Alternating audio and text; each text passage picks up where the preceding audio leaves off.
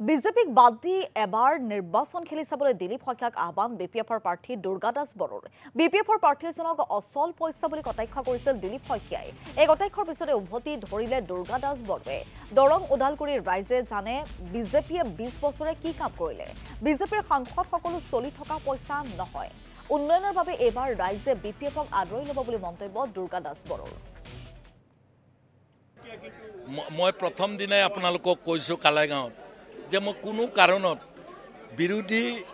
ৰাজনৈতিক দলবিলাকৰ যি প্ৰাৰ্থী আছে তেওঁলোকৰ নিগেটিভ কথা কৈ পেলাই মই মানে প্ৰাৰ্থী হ'ব বিচৰা নাই তেওঁলোকৰ নিগেটিভৰ লগত তেওঁলোকৰ নিজৰ নিজৰ পজিটিভো আছে কিন্তু আমাৰ পজিটিভেৰে আমি কিয় আগনাবাৰো আমি কিয় অলপ ভদ্ৰ ৰাজনীতি নকৰোঁ মই সেইটোৰ পক্ষত আছোঁ হয় মই কেতিয়াও তেওঁলোকক লগাতকৈ বেছি সমালোচনা কৰিব নিবিচাৰোঁ বৰঞ্চ তেওঁলোকে যি কাম কাজ কৰিছে কাম কাজক সমালোচনা কৰাটো বেলেগ কথা কিন্তু ব্যক্তিগৰাকী তেওঁৰ ব্যৱহাৰেই তেওঁৰ পৰিচয় হয় আচলতে গতিকে তেওঁলোকে যদি ব্যৱহাৰবিলাক কাৰোবাক বেয়াকৈ কৰে সেই মানুহবিলাকে বেয়া পাব আৰু যোৱা 20 বছৰে ভাৰতীয় জনতা পাৰ্টি ইয়াত বিজয়ী হৈ আছে গতিকে তেওঁলোকৰ বহু সমৰ্থক ইয়াত আছে আজি যেনেকৈ বেলেগ দলে তেওঁলোকক বেয়া পাইছে লগত থকা দলে তেওঁলোকৰো দলৰ কৰ্মী থাকিব পাৰে বেয়া পোৱা মই যদি দলটোকে বেয়া বুলি কওঁ তেতিয়াহ'লে দুখন মোৰ মুধাই মৰিব আপোনালোকে জানো অলপমান মন কৰা নাই যোৱাবাৰ MLA ইলেকশ্যনত মোৰ কালাইগাঁও সমষ্টিৰ তলত আমি শূন্য চব UPPL আৰু বিজেপি